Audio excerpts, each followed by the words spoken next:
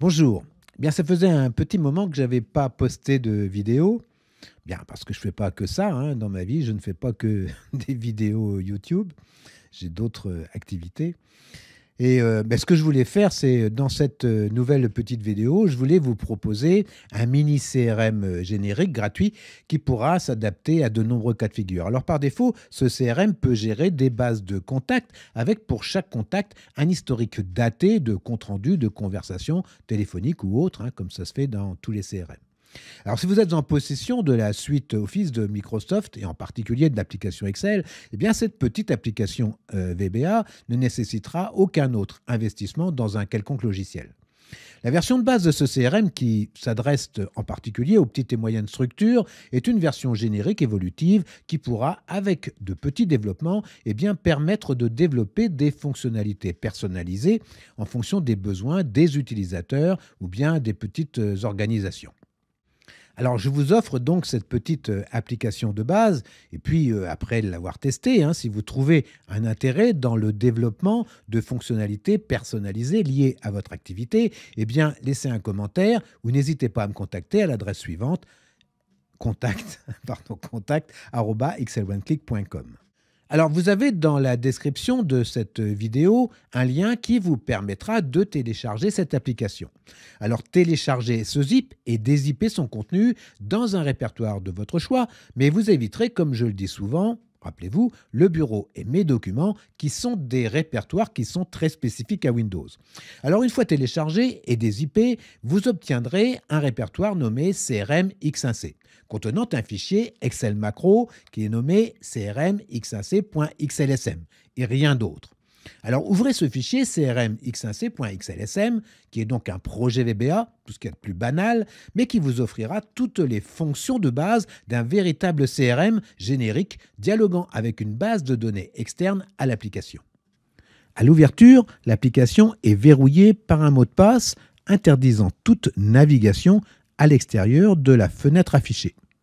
Ce mot de passe est admin, en minuscule A-D-M-I-N. Pour déverrouiller l'application, il suffit de cliquer sur le petit cadenas et d'entrer le mot de passe admin, enfin de cliquer sur OK. L'application déverrouillée donnera accès au menu d'Excel, aux en-têtes de lignes et de colonnes et aux onglets de feuilles. Il sera possible de changer le mot de passe se trouvant dans le champ B50. Cette application est juste une interface et ne contient qu'une seule feuille, c'est la feuille menu.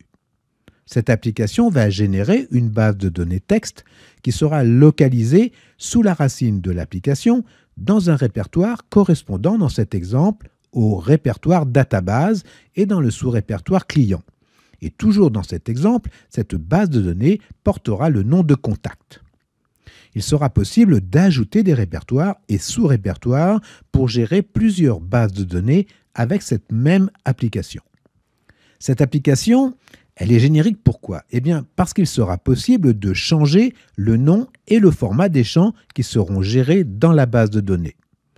Par défaut, on a clé, nom, prénom, date naissance, adresse, ville, code postal, mail, téléphone et géoloc. Le champ clé ne sera pas modifiable, c'est l'application qui gérera ce champ de données. On pourra changer le champ date naissance par raison sociale, par exemple, pour renseigner le nom de l'entreprise d'un contact, la date de naissance du contact n'étant pas forcément utile. Géoloc, qui prendra en charge le lien de la géolocalisation de l'adresse du contact, peut être également remplacé par LinkedIn, par exemple, et prendre en charge le lien vers le réseau social dans lequel on peut trouver des informations intéressantes sur notre contact. Dans la colonne type, on aura le choix pour chaque champ de données de définir le type de format de données. Numérique pour le format numérique, qu'il soit entier ou décimal. String pour les chaînes de caractères, date pour les dates bien sûr, et booléenne qui est une donnée binaire vrai ou faux. Dans la colonne format, on pourra définir le format du type de données avec l'attribut qui sera renseigné manuellement dans la colonne attribut. Les données de type string ou chaîne de caractères pourront être converties au format LCase, c'est-à-dire en lettres minuscules, UCase en lettres capitales, Proper en nom propre où la première lettre de chaque mot sera convertie en lettres capitales, et Len pourra définir et imposer un nombre de caractères. Pour exemple, date naissance est de type date, au format date donc, avec comme attribut DD MM4Y. Alors DD pour le jour, sur 2 digits, MM pour le mois, sur 2 digits, et 4Y, donc pour l'année, sur 4 digits.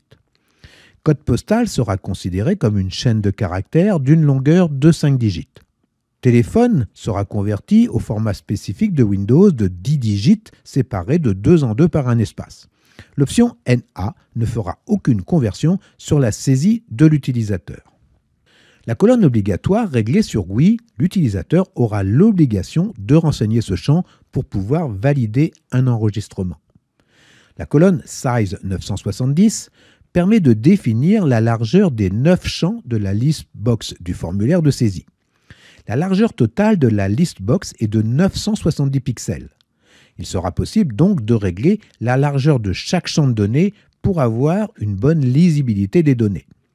La valeur se trouvant au-dessus du nom de champ Size 970 affiche 0 quand la somme des largeurs des champs est égale à 970.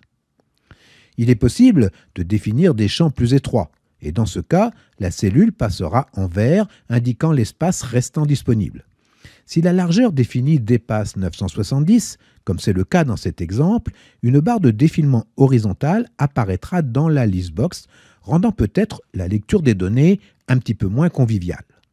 Pour exemple, ici, en changeant la valeur de la largeur du champ adresse, c'est-à-dire de passer cette largeur de 200 à 170, la barre de défilement horizontale disparaît pour faire apparaître la totalité du numéro de téléphone. Vous pourrez donc ajuster à votre guise la largeur des champs de la listbox. Le fait de cliquer sur Start initialisera la base de données avec les paramètres définis dans la feuille menu. Répertoire, sous-répertoire et la base de données texte qui prendra le nom du champ database.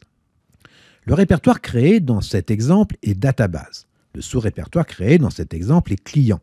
La base de données créée est contact avec les fichiers command et setting.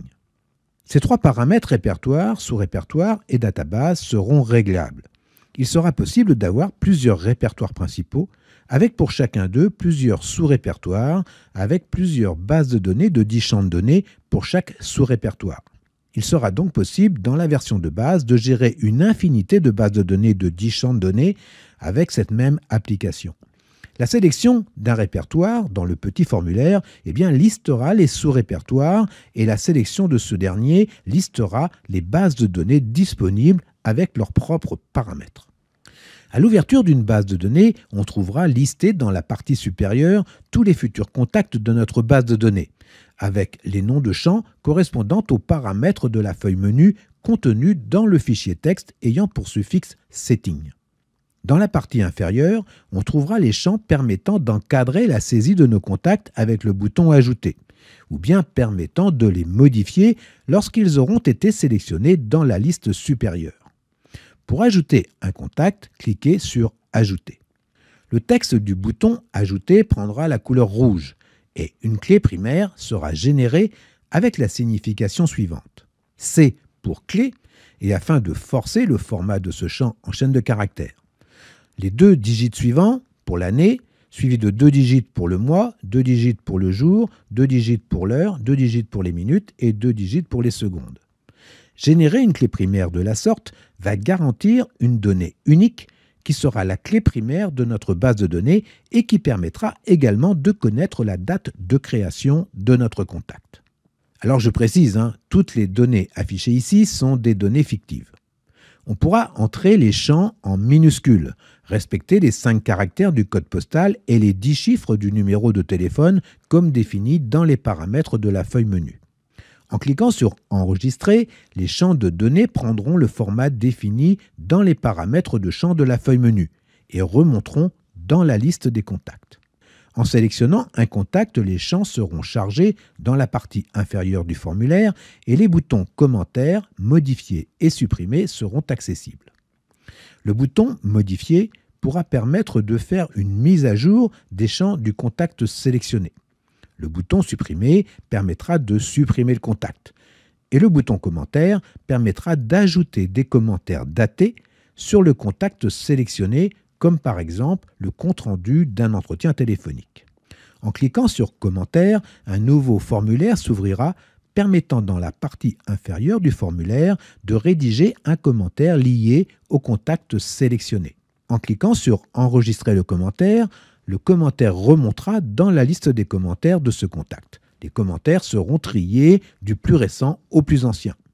Dans cette liste, on retrouvera la date du commentaire, l'identifiant du gestionnaire ou utilisateur qui aura rédigé ce commentaire. Alors l'identifiant du gestionnaire ou utilisateur correspond à l'identifiant de l'utilisateur de l'application Excel.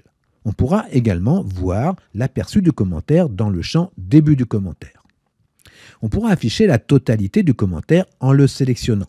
Il sera possible de le modifier, de le supprimer ou d'ajouter un nouveau commentaire.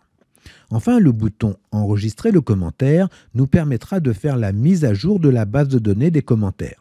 Il faudra cliquer sur le bouton « Retour » pour revenir dans le formulaire de saisie des contacts. Les contacts sélectionnés possédant des commentaires seront identifiés par la couleur bleue du texte du bouton « Commentaire ». En sélectionnant un contact possédant un lien vers Google Maps ou pourquoi pas vers LinkedIn, comme je le disais précédemment, le bouton « Géoloc », s'il est défini ainsi dans les paramètres de la feuille menu, permettra d'ouvrir la page web en relation avec le lien. Le bouton « Retour » permettra de revenir dans le formulaire de saisie et de consultation. Il sera possible de trier chaque champ par ordre alphabétique en cliquant sur les titres de colonne que l'on appelle nom de champ en tête de notre listbox. Le champ « Chercher » et son bouton permet de faire une recherche par mots-clés dans la base de données des contacts. Alors sachez qu'il est toujours possible de faire évoluer ce petit CRM avec un petit peu de développement vers des fonctionnalités qui seraient plus spécifiques à votre activité. Alors, si vous êtes quelque peu visuel basique et que vous avez le désir de faire évoluer ce petit CRM par vous-même, ou si vous pensez ne pas avoir suffisamment de connaissances en programmation VBA et que vous souhaitez également faire évoluer ce CRM, écoutez, laissez votre message dans les commentaires et je reviendrai vers vous. Enfin, pour finir, si cette petite vidéo vous a plu, donc avec ce petit CRM que je vous offre, un pouce bleu, vous savez, à moi ça fera toujours plaisir. Abonnez-vous à la chaîne, activez la cloche, vous aurez la primeur du prochain épisode. Et puis, si vous êtes quelque peu visuel basique, comme je le dis souvent, je vous dis peut-être ou sûrement à bientôt. Au revoir.